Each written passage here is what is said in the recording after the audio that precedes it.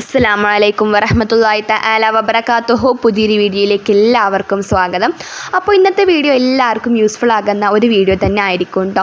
എന്താണെന്ന് വെച്ചാൽ നമ്മുടെ ആഗ്രഹങ്ങൾ ഉദ്ദേശങ്ങളൊക്കെ സഫലമാവാൻ വേണ്ടിയിട്ടുള്ള ഒരു അടിപൊളി വീഡിയോ ആണ് ഇൻഷാ അല്ലാഹ് ഇന്നത്തെ വീഡിയോ.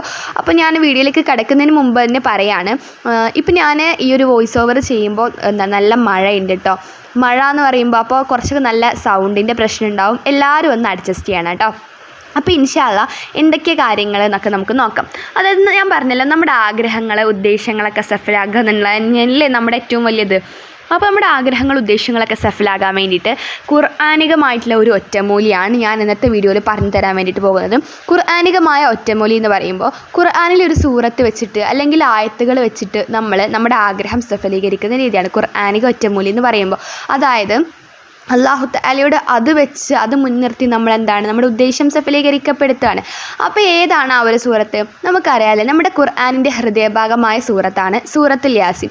സൂറത്തുൽ യാസീൻ നമ്മൾ എന്നും പതിവാക്കുന്നവരാണ്, എന്നും ഓതുന്നവരാണ്, നമ്മൾ കണ്ടും കാണാതെയൊക്കെ ഓതുന്നവരാണ്. ഒരുപാട് ആവശ്യങ്ങൾക്ക് ഉപകരിക്കുന്നൊരു സൂറത്താണ് സൂറത്തുൽ യാസീൻ എന്ന് പറയുന്നത്. അപ്പോൾ ഈ ഒരു സൂറത്തുൽ യാസീനെ എങ്ങനെയെങ്കിലും ഓതിയാൽ നമുക്ക് എന്ത് കിട്ടില്ല? ഈ ഒരു ആഗ്രഹം, നമ്മൾ ഉദ്ദേശിച്ച കാര്യം നടക്കൂല.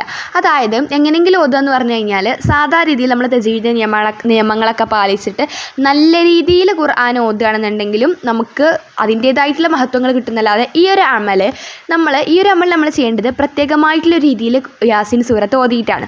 യാസീൻ സൂറത്ത് ഓതേണ്ട രീതി മഹാന്മാരായിട്ടുള്ള സ്വഹാബിമാരൊക്കെ നമുക്ക് പഠിപ്പിച്ച് തന്നിട്ടുണ്ട്, അവരുടെ കിതാബുകളിലൊക്കെ പറഞ്ഞു തന്നിട്ടുണ്ട്.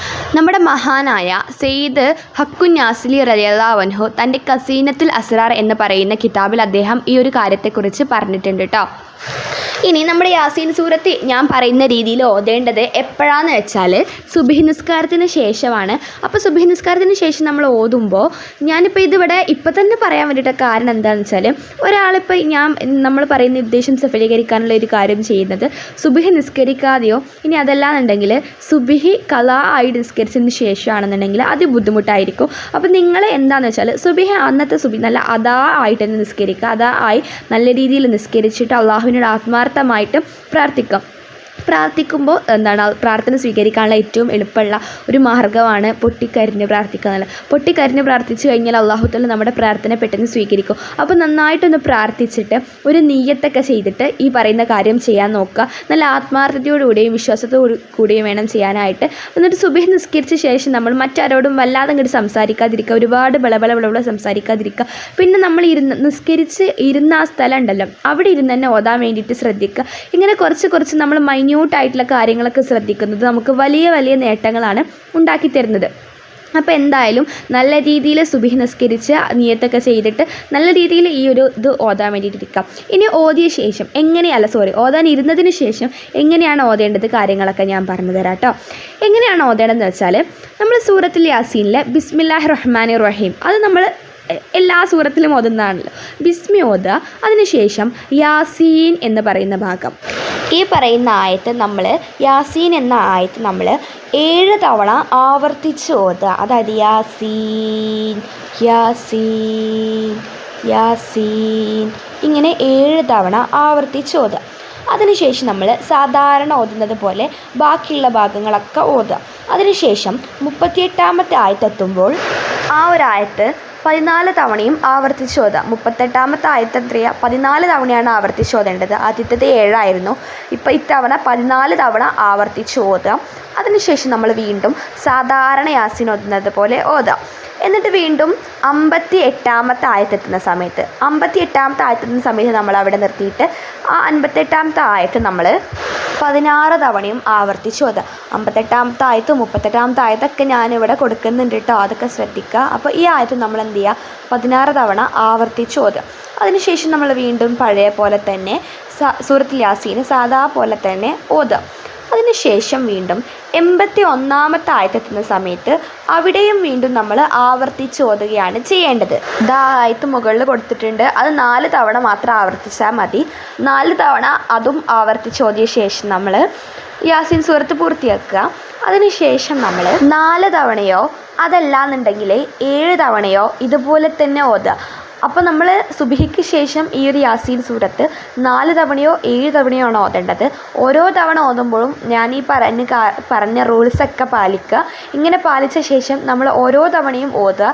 അതിനുശേഷം എല്ലാം കഴിഞ്ഞതിന് ശേഷം നമ്മൾ അള്ളാഹുവിനോട് ആത്മാർത്ഥമായി ദുആ ചെയ്യുക. ഇങ്ങനെ ദുആ കൂടി ചെയ്ത് കഴിഞ്ഞാൽ നടക്കില്ല എന്ന് മറ്റാര് വിധി എഴുതിയ ആഗ്രഹമാണ്, ഉദ്ദേശമാണ് നമ്മുടെയെങ്കിലും അള്ളാഹുത്താല അത് നമുക്ക് സഫലീകരിച്ച് തരുന്നതാണ്. ആ ദിവസം തന്നെ അള്ളാഹുത്താല നമുക്കത് സഫലീകരിച്ച് തരും എന്നുള്ളത് ഉറപ്പാണ്. ഇനി നമുക്ക് അത്രയും ബുദ്ധിമുട്ടിലാണ് അല്ലെങ്കിൽ അത് നടക്കാൻ വേണ്ടിയിട്ടുള്ള ഇപ്പം നമുക്ക് എല്ലാ ആവശ്യങ്ങളും ആ ഒരു ദിവസം തന്നെ സഫലീകരിച്ച് തരണമെന്ന് പറയാൻ വേണ്ടിയിട്ട് പറ്റില്ല. കാരണം ഇപ്പോൾ രോഗത്തിൻ്റെ കാര്യമായിക്കോട്ടെ, അപ്പോൾ ഒരു രോഗം, ഒരു മാരകമായിട്ടുള്ള രോഗം, അപ്പോൾ ആർക്കും അങ്ങനെ വരാതിരിക്കട്ടെ, ആ ഒരു മാരകമായിട്ടുള്ള രോഗം അന്ന് തന്നെ മാറ്റി തരാനൊന്നും പറ്റില്ല. അള്ളാഹു തആല അത് എന്തായാലും മാറ്റി തരുമെന്ന് വിശ്വാസത്തോടെ നിങ്ങൾ ഇരിക്കുക. ഏത് നിമിഷം അള്ളാഹു തആല അത് മാറ്റി തരും. അല്ലാതെ ഒറ്റയടിക്ക് നമ്മളത് അങ്ങനെ നടക്കില്ലല്ലോ. അപ്പോൾ അങ്ങനെ ചെയ്യുക. ഇനി ഒറ്റയടിക്ക് മാറ്റി തരാനും കഴിയുന്നവനാണ് കേട്ടോ അള്ളാഹു തആല. അത് നിങ്ങൾ മനസ്സിലാക്കണം. ഞാൻ അങ്ങനെയല്ല ഉദ്ദേശിച്ചത്. ഇപ്പോൾ അങ്ങനെ എല്ലാം ഘട്ടം ഘട്ടമായിട്ട് നിങ്ങൾ ഒരു തവണ ചെല്ലുമ്പോഴും അല്ലെങ്കിൽ ഒരു പ്രാവശ്യം ചെയ്തപ്പോഴും നിങ്ങൾക്ക് ആഗ്രഹങ്ങളും ഉദ്ദേശങ്ങളൊന്നും സഫലമാകണില്ല എന്ന് കാണുമ്പോൾ നിങ്ങൾ നിരാശപ്പെട്ട് അതൊന്നും നടക്കില്ല എന്നൊന്നും വിചാരിച്ചിരിക്കരുത്. ഇനിയും ഒരു തവണ കൂടി വീണ്ടും വീണ്ടും ചെയ്യുക. അള്ളാഹു തആല ഒരു 3 തവണ ചെയ്യുമ്പോഴേക്കും എന്തായാലും നിങ്ങളുടെ ഉദ്ദേശം അള്ളാഹു തആല ഇൻഷാ അല്ലാഹ് സഫലീകരിച്ച് തരുന്നതാണ്. വിശ്വാസവും ആത്മാർത്ഥതയൊക്കെ മുറുകെ പിടിക്കുക. എന്നിട്ട് നല്ല രീതിയിൽ എൻ്റെ അള്ളാഹു തആല, എൻ്റെ എനിക്ക് എൻ്റെ ഉദ്ദേശം സാധിപ്പിച്ച് തരും, എൻ്റെ കാര്യങ്ങളൊക്കെ അവനെ അറിയാം എന്നുള്ള ആ ഒരു ദൃഢവിശ്വാസത്തോടു കൂടി ചെയ്യാൻ വേണ്ടിയിട്ട് ശ്രമിക്കുക. ഇങ്ങനെ നല്ല രീതിയിൽ എല്ലാ കാര്യങ്ങളും ചെയ്ത് നല്ലവരായി ജീവിക്കുക. അപ്പോൾ അള്ളാഹു തആല നമ്മുടെ എല്ലാവരുടെയും ഹലാലായ മുറാദുകളും ഹാസിലാക്കട്ടെ. അപ്പോൾ ഇൻഷാ അല്ലാഹ് ഇത്രയേ ഉള്ളൂ ഇന്നത്തെ വീഡിയോ ഞാൻ വൈൻഡപ്പ് ചെയ്യാൻ വേണ്ടിയിട്ട് പോകുകയാണ്. അപ്പോൾ നിങ്ങളുടെ മറ്റ് ഗുഡ് ഫ്രണ്ട്സിനൊക്കെ അത് ഷെയർ ചെയ്ത് കൊടുക്കാൻ മറക്കരുത്. ഞാൻ എപ്പോഴും പറയുന്ന പോലെ തന്നെ അങ്ങനെ അവർ നിങ്ങൾ കാരണം ഒരു അമൽ ചെയ്യുകയാണെന്നുണ്ടെങ്കിൽ അതിൻ്റെ പ്രതിഫലം കൂടി നിങ്ങൾക്കും കൂടി ലഭിക്കും ഇൻഷാ അല്ലാഹ്. പിന്നെ ലൈക്ക് ചെയ്ത് കാണാം. നല്ലൊരു വീഡിയോ ആയിട്ട് അടുത്ത ദിവസം വരുന്നത് വരെ എല്ലാവർക്കും അസ്സലാമു അലൈക്കും.